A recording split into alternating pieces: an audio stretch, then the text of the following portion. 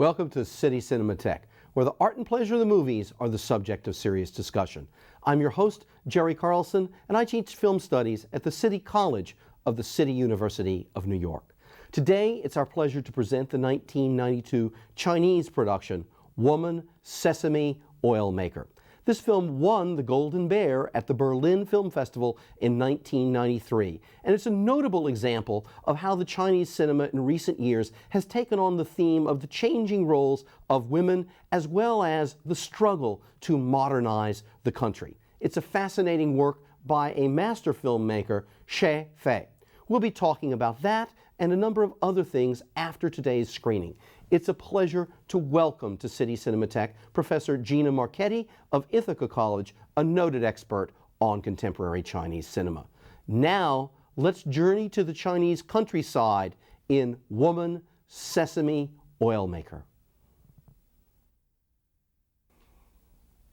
Welcome back to City Cinematheque. I hope you've enjoyed this opportunity to enter the extraordinary world of contemporary Chinese cinema with Woman, Sesame Oil Maker, a film that, as I remarked earlier, won the major prize at the Berlin Film Festival some 10 years ago now.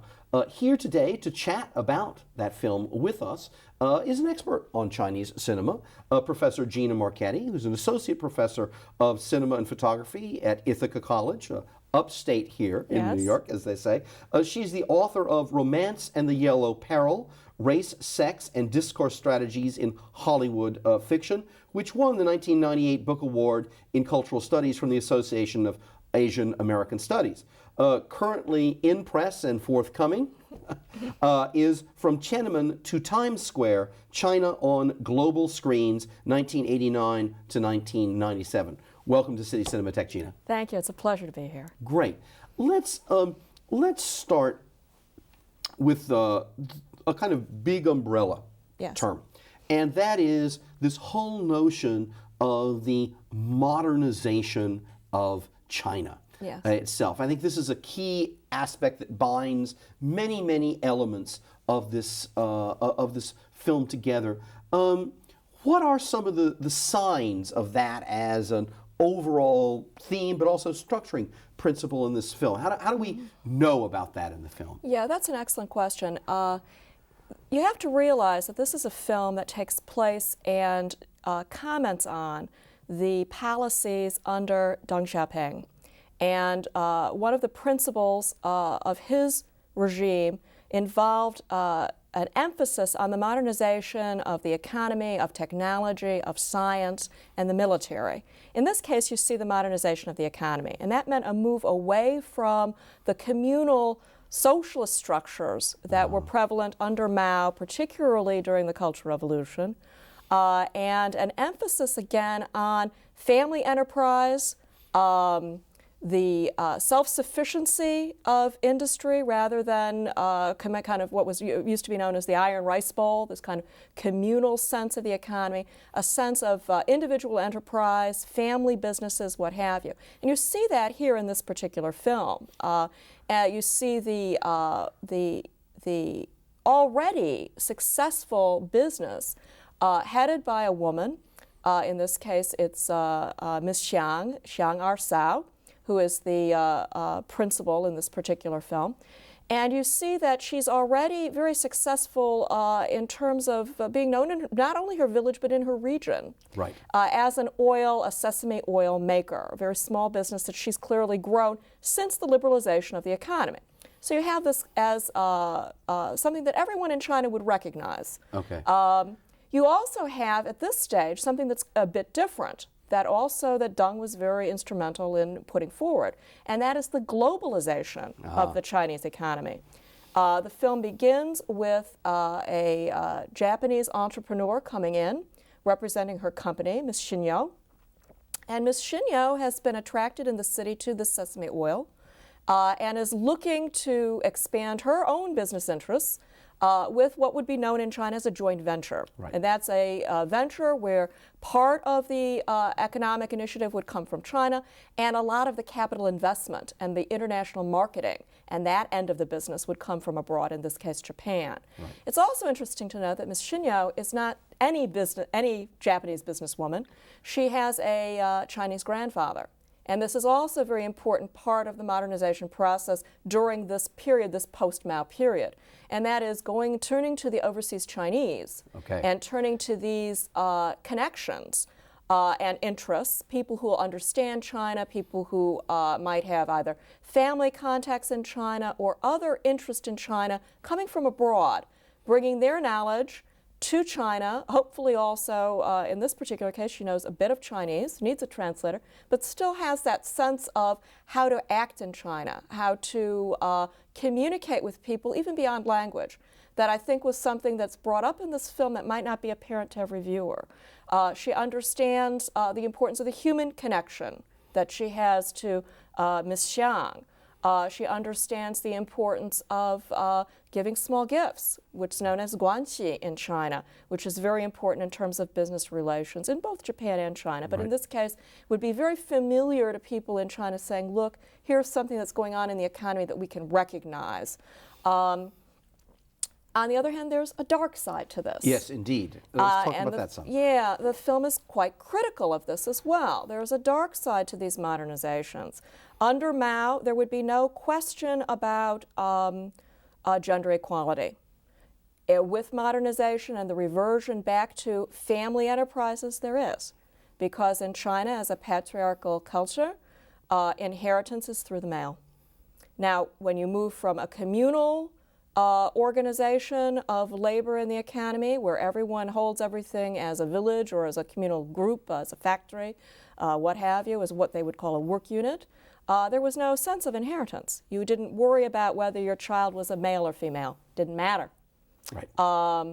Also, you have to realize that with the change back to the family economy, it becomes important who inherits. You cannot inherit through the women.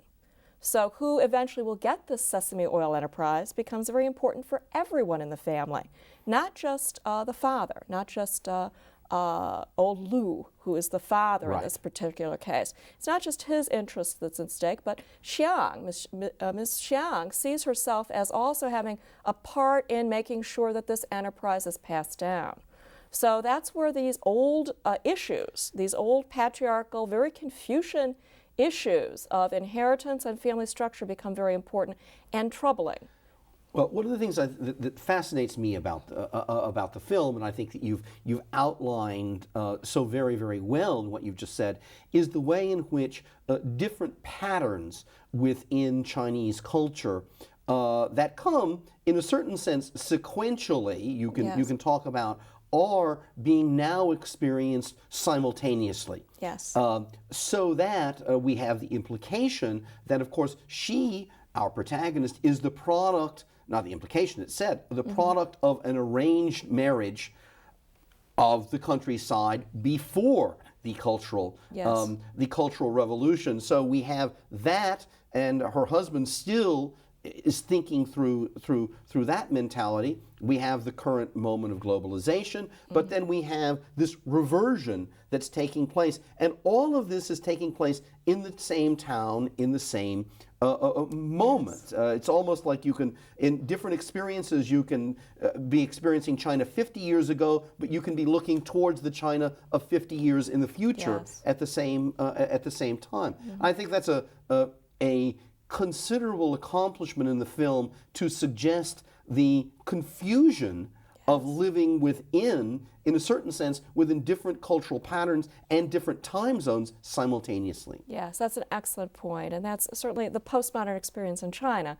It's an experience of layers, economic layers, social layers, political layers, and people don't exactly know where they fit. And you're quite right to say that it's very confusing. Of course, from 49 to 76, under Mao's regime, there were certain things that were just simply not an issue. it wasn't an issue. Arranged marriages were not an issue. It's interesting that even though Xiang is a victim, as you said, of a very unhappy arranged marriage, that she doesn't even know what a concubine is. She doesn't know the term xiao lao po, which is still something that's the word for concubine or second wife. Small wife is what it literally means in Chinese. She doesn't even know what that is. So there's a period there that she just doesn't know. She doesn't know about these old customs that clearly with money people can reestablish. The same thing with this interest in Hong Kong film and Category 3 films, which is the Hong Kong version of pornography, softcore porn, that all the men are excited to finally get. They've got a little bit of money. They want this, this kind of thing. That under the rather puritanical attitudes under Mao, that this certainly would never have happened, that these people would know that if they were caught with any of this bourgeois decadent material, that they would be shunted away and never see the light of day again. So there's a sense of people don't really know where to place themselves in terms of the system. They know that they were used to feeling themselves morally and socially and economically superior to capitalism for many, many years. And they would look at someone from Japan a woman like Miss Shinyo, who felt that she had to sleep with her boss to get ahead, who had this other kind of life, accepting the male domination linked to capitalism. The Chinese for so many years would feel themselves so superior to all that. They'd say, look, you know, more than half our doctors are women. Women are as well educated as men. Women can be upper level cadres. And they went from that to seeing Mao's wife on trial during the trial of the Gang of Four and saying, wait a second, this isn't going to go on anymore. Mao is gone, we're changing. And they're still trying to figure out exactly where this state promise of equality fits in with the fact that there isn't going to be economic equality anymore. Ms. Xiang is very much contrasted to Huan as mother and family. Her mother, Huan's family, also tried to do well under the new economy and failed.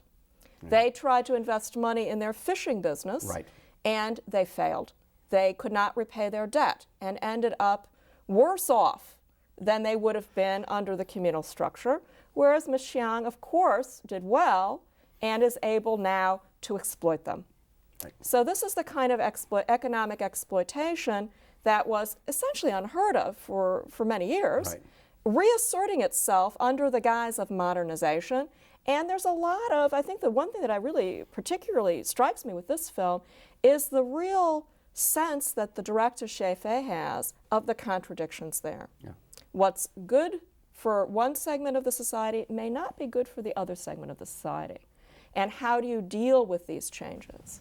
Well, some of the things I like related to that include, for example, the introduction of the Japanese businesswoman and the notion that we have the Chinese businesswoman who is a star within her region, but she's not a world-class player yet. Indeed, we see her kind of awe when she's given the hotel room for the evening. While she's coming from the upper echelon of this, the notion of being inserted into a, for lack of a better phrase, more or less fully modernized world in which everything is more of a playing of a level playing field is something that's strikingly new to her. And while it's so interesting, while on the one hand she can be viewed as someone who's taking some of the worst features of the patriarchy and of adapting them to her own uses, that she too can be an exploiter.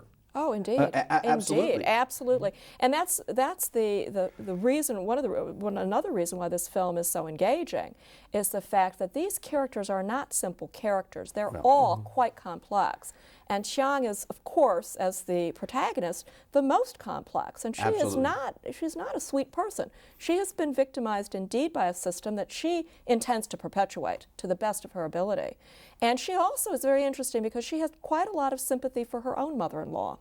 She said, my own mother-in-law saved me from drowning, and I'm glad she did, which is quite an interesting thing to say, given that she's ended up with a life brutalized by a husband who is lazy and lame and presented as the worst possible absolutely. Husband, and given a son, which in Chinese society would be seen as a black mark on the family to have a handicapped son. Right. So she had a lot to deal with, and the way she dealt with it was, of course, by taking a lover, which was forbidden, but she managed to hide it, and then she intends to perpetuate that. She finds a daughter-in-law that she sees herself in, someone who was also poor, someone who was easy to bring into the family and hopefully manipulate Right. into serving the family that has not served her well, that has not served Xiang well. Right. She wants Huan also to serve this family. Indeed. And really sees the relationship, and which is the case in China. Oftentimes the mother-in-law will pick a wife that suits her, Right. rather than necessarily a wife that suits the son. Right. Which is something that, as much as there's a complicity in patriarchy in all cultures, not just China, in the West as well, where women, of course, are complicit in the perpetuation of the system. Indeed. Because they benefit eventually from it. She saw her own mother-in-law eventually benefiting from the fact that she became the wife in the family. Oftentimes, the least capable men get the most capable wives, as one of the older women in this film says. Indeed. She benefited from a capable daughter-in-law, and Xiang herself wants to benefit from a capable daughter-in-law, and Huan is her choice. Right. So it's interesting in the film to see, on the one hand, her strength and her manipulation of these opportunities, yet the film's perspective, particularly when it puts her in the context of the Japanese businesswoman, is seeing exactly the limitations, the provincialism of that, the short-sighted of that. So I don't know so many films, honestly, in which we can have a protagonist in which we're critical of her because you're saying, well, wait a minute, she's almost being villainous here in her manipulative qualities, and yet put in another context, we see her extraordinary vulnerability, the way in which she is herself a pawn within the globalization of the economy. And I think it's one of the accomplishments of the film to be able to bring those different kinds of sympathy or judgment about her to bear on the same character. Indeed, indeed. And I think that we with Huan eventually see that vulnerability. We go through stages with Xiang. Yeah. We are sympathetic at the beginning.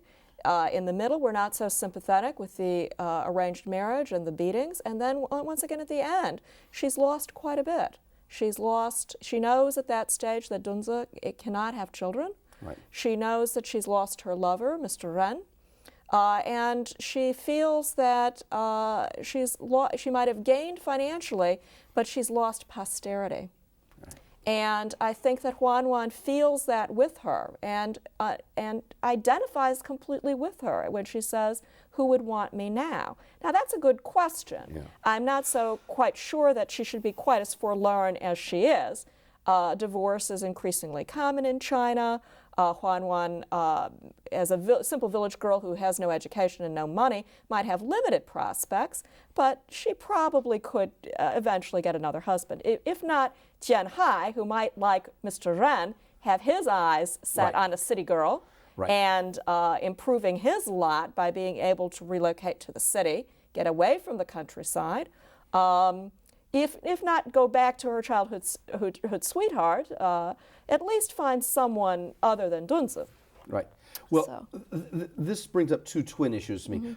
One is this is a portrait, more than anything else, of a countryside that, or at least this kind of town in the countryside, because we're not out on a farm per se, but the way in which, again, just as the characters are confused, the culture is undergoing enormous change, so that we have certain aspects that seem at least communal, not perhaps in the Maoist sense of communal, but communal in the sense of a village's life, people in constant contact with one another. Yet, what are their common interests now? Well, their common interests are being shaped by a mass media which is instructing them about what modernity truly is, and they are we're watching the community being shaped into a new new sets of consumers. Oh, definitely. Consumerism is very important. I wouldn't say that the vestiges of Mao are not apparent, though, in the movie. I think they would be for many, particularly with the village head, Right. who is clearly a cadre. And it's interesting that his authority is, in one key scene, in several key scenes actually, undercut by Xiang's rise and undercut by... we see that struggle in the yes, film. That he's a very, he wants to go with the flow. Yeah. He wants the village to prosper because it reflects well on him as an official. He is going back to kind of, it was never, the backdoorism was never eliminated in China. So the fact that he too participates in the Guanxi system is very important to note. Not only does the old matchmaker, who is Miss Wu, who is fifth aunt, I guess they refer to her as. Miss Wu is participates in the Guanxi system, is constantly given money and gifts and what have you, and expected to act as the go-between. But he, on the other hand, kind of does that in the more official governmental realm. And he also participates in this system of exchange of gifts. Xiang gives him a bottle of the oil at one stage to literally grease the ways for the changeover in her factory to make sure that he's happy with what's going on. Because she knows that if the government officials are not given their due, that capitalism and private enterprise just won't happen. Right. So you've got, once again, a layer. Yeah. The layer is there. Well, this is a film that obviously has won international awards, but it passed the censorship boards. Quite easily.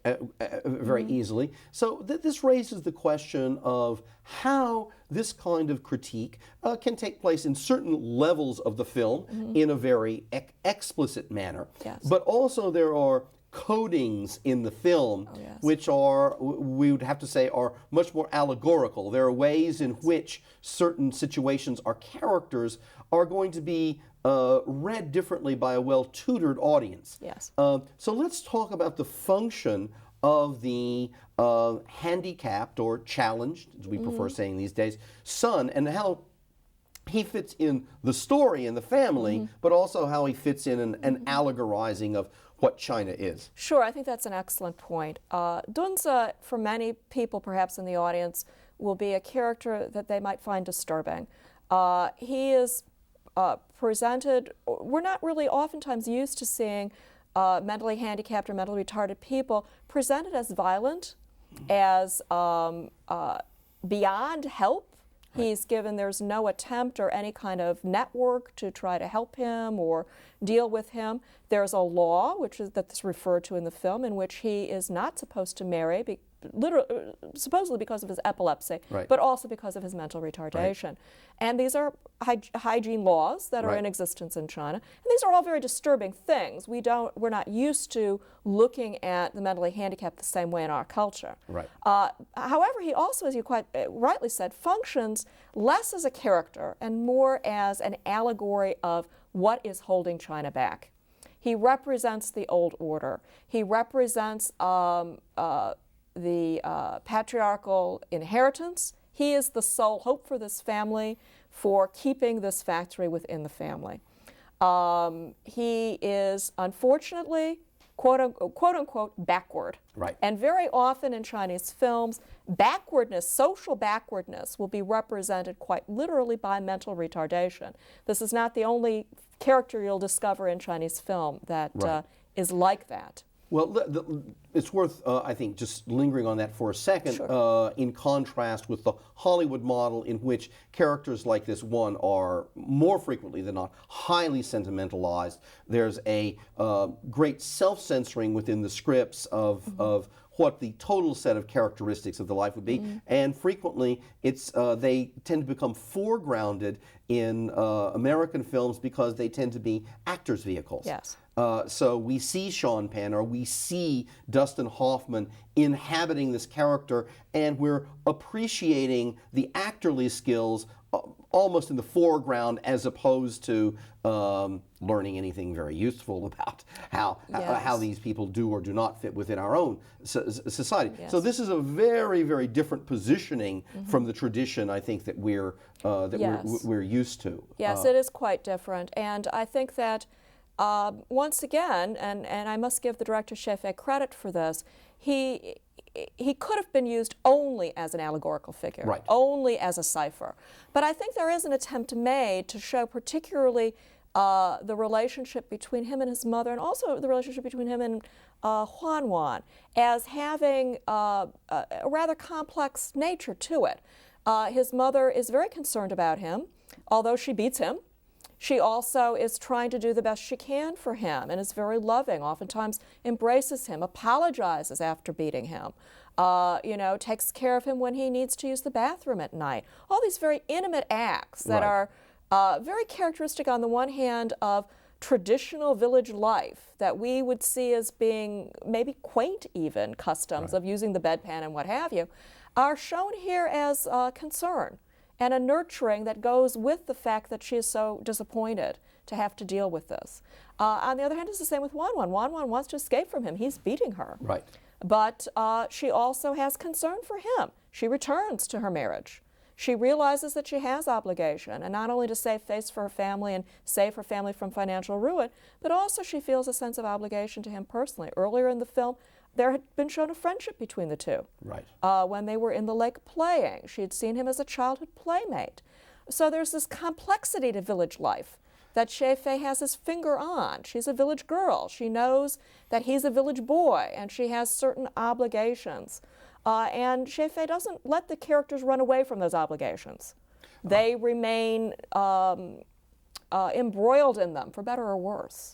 Well, that's I think you point to another accomplishment of the film, is that there is, in this film, there is no easy escape into modernity. That is, Yes. that promise of, whether it's the Maoist promise of the great leap forward, or it's the promise of the great economic transformation, that transformation has to be made from where they actually are. There is no Yes. way to erase all of these things. We only have a minute or so left, so I think it's a very interesting thing. If you could just tell us a little bit about this director, because most Americans, I think, are familiar certainly with Hong Kong directors and certainly with fifth generation Yes. directors. Just in a few sentences or so, who is Xie Fei? Xie Fei is, right now, he's best known as a teacher. He's one of the principal teachers of production at the National Film Academy in Beijing. He is actually a generation older than the fifth generation, and many of them, Tian Zhuangzhuang, Chen Kaige, Zhang Yimou, were his students at the academy during that first class that graduated. That fifth generation was the first class to graduate after the Cultural Revolution. He graduated before. Okay. So he was a generation earlier, had trained under people who, although he completely trained in China, he trained under people who trained in the Soviet Union. So he's very much, and you can see this in the film, very much part of kind of a socialist, realist tradition, that he has a great eye for detail, a great sense of the economic reality of life and the way in which personal life revolves around that economic reality. We're going to have to stop now with that excellent summary because we've run out of time. That's the only reason we're going to have to stop. If you'd like to know more about City Cinematheque or this series, please get in contact with us. And the best way to do so these days is electronically. You can go to our website, www.cuny.tv. Click on City Cinematheque or click on anything that interests you, and you will find a path to communicating with us. Again, that address is www.cuny.tv. Gina, it's always upsets me to cut someone off when you're on a roll and it's so interesting and informative. We'll just have to invite you back sometime, okay? Thank you very much. It's been a pleasure. Okay, a great pleasure having you here. Thank you for joining us today, and please tune in again, either for this series featuring Chinese cinema or for some of our other strolls through the archives of international film history. Thanks for joining us today. Bye-bye.